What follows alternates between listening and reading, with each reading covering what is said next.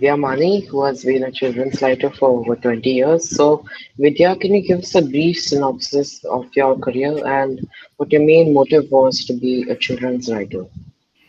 So my main motive was not to be a children's writer really, but to work in publishing.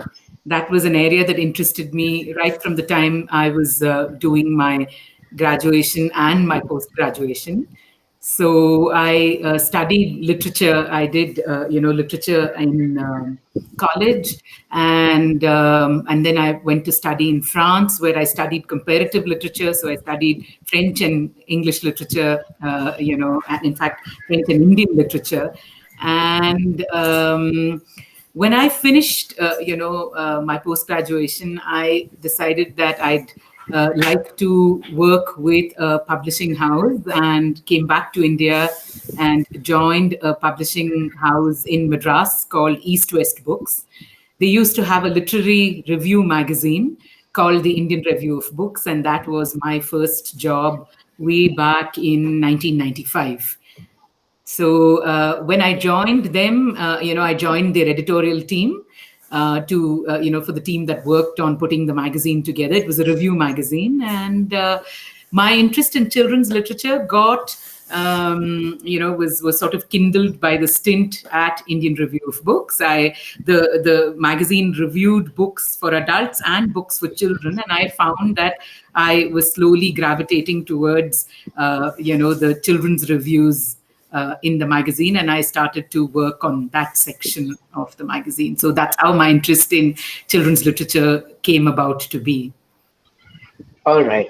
So, how do you think startups could actually know how? What guidance do you have for someone who looks to be a writer in the future?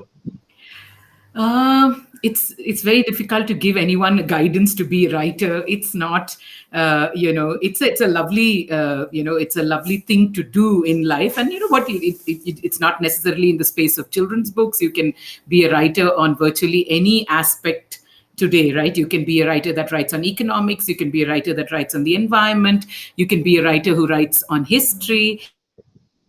But to be a writer, I think the most important thing is to be a reader. I mean, I think that's one of the one of the traits that is most important for any writer is to be a reader. The more you read, the better you become at writing. So my first advice to anyone who wants to become a writer is to say, read, read, and read. I'd also say that it's not easy being a writer because what you write is never perfect at the first shot. I mean, it's not that you're going to. I mean, it does happen, I'm sure, to some people, but it's not like you can, write perfectly in one go. So it's quite a humbling kind of choice of career because you're going to write and you're probably going to have to rewrite. You're probably going to have to work to an editor's specification. So I would imagine that being a writer is not the easiest choice of career, but a most fulfilling one, definitely. All right. So, Vidya, how do you measure success?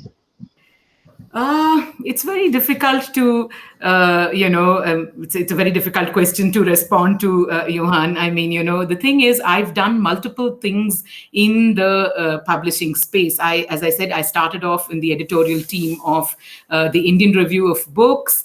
I then went on to run my own children's magazines. I ran I ran a children's magazine called Chatterbox. I then put together two called Quest and Junior Quest. I also then put together two children's magazines called Hoot and Toot. And across these years of working on magazines, I just found that different things make you very happy. When we were running the magazines, I was delighted at the kind of response the magazines used to get from children. And at that point in my life, the responses from kids, meant, success to me. Then when a couple of years into running these magazines, I started to write, books for children myself. And when I wrote books, to be able to submit a well-crafted and well-researched and a well-written book to an editor meant success to me. So across different phases in life, I now run a book consultancy and a traveling children's bookshop called Funky Rainbow, and we do run reading programs in schools. We try to introduce contemporary Indian books to children of various age groups. And so today, if we manage to successfully persuade children to pick up Indian children's books, then that constitutes success for me. I've never really measured it monetarily, but I've made my entire career just from being in publishing, especially children's All, publishing. all right. So thank you, Vidya. Thank you for your time.